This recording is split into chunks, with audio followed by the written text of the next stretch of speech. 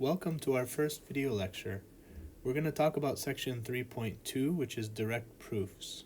And we're going to start over again, even though we did a little bit of this in class the last time we were together.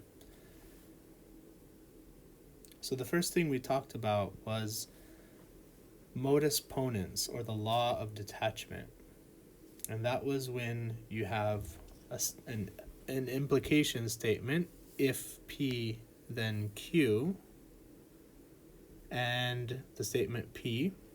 You're assuming both of these are true, and therefore you can conclude that Q must be true. This is an example of a valid argument, and it's valid because this statement here, if P then Q and P then Q, is a tautology. When you create something like this, it's a tautology.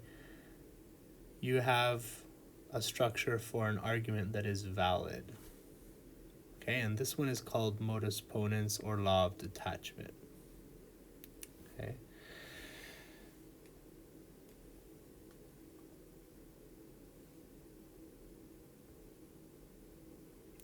So quick example of law of detachment is the following. Let's say we have the following two propositions. If we go for a walk, then it is sunny. And then let's say we go for a walk. Let's assume both of these statements are true. What we can then conclude by modus ponens is, therefore, it is sunny. So notice that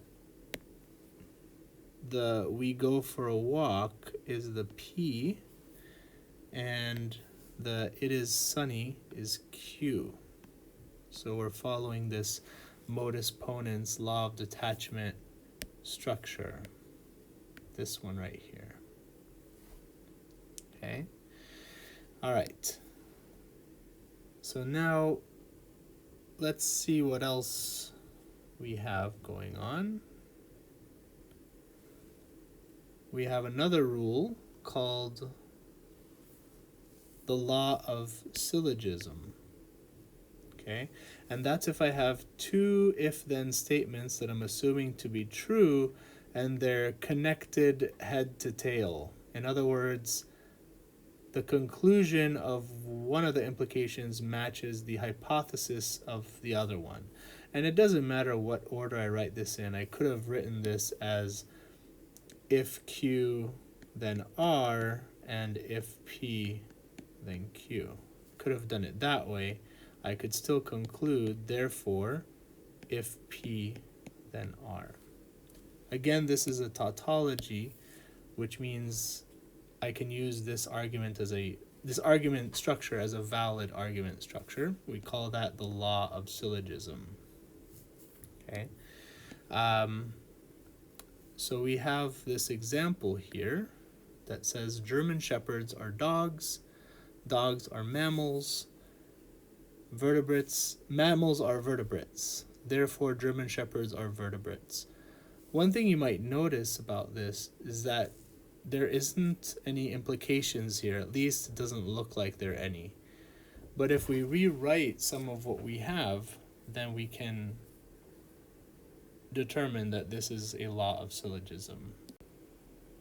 So what I want to do is I want to rewrite these three statements as implications and the conclusion as well, just so that you see what I'm talking about.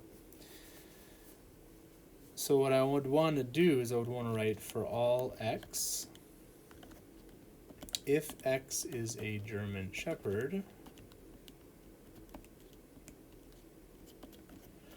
then x is a dog. That is a translation of the first statement into an implication, and notice it's a universally quantified proposition. The next one would be for all x, if x is a dog, then x is a mammal. Again, that's another way of saying dogs are mammals. Last one would be for all x. Pause the video for a second and see if you can make an if-then statement to finish my statement. Okay, hopefully you gave that a try. So what I would say to translate mammals or vertebrates is, for all x, if x is a mammal, then x is a vertebrate.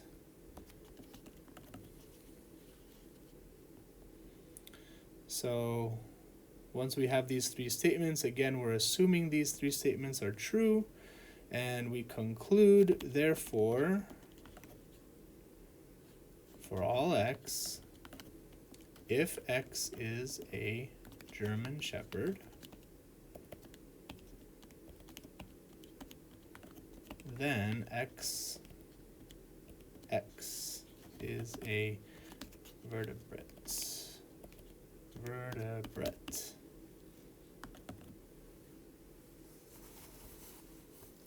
Okay.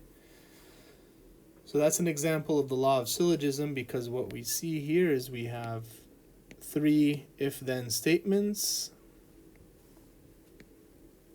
and the tail of one if-then statement is the head of another, and we have yet another situation of that. The tail of one implication is the head of another. And so the conclusion is that the if-then statement where the first head and the last tail are joined together within an if-then statement, that we can conclude that statement is true. That's law of syllogism.